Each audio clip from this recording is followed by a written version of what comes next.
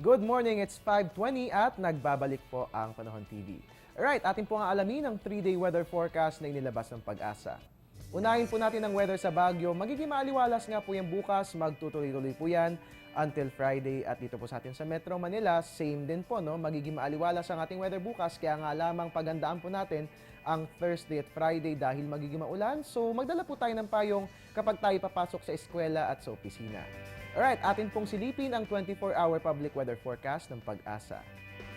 Unahin po natin sa Luzon, sa Legazpi, fair weather, 25 to 31 degrees Celsius. Sa Puerto Princesa, magiging maulan.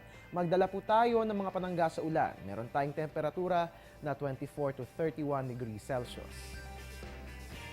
Puntahan po natin ang Visayas, Iloilo at Bacolod. Nothing to worry about dahil fair weather dyan. 25 to 31 degrees Celsius. Sa Metro Cebu, magiging maulan. Ang ating temperatura, 24 to 30 degrees Celsius. At dyan po sa Tacloban, magiging maulan din po ang ating weather. Magdala po tayo ng payong. Ang ating temperatura, 24 to 32 degrees Celsius.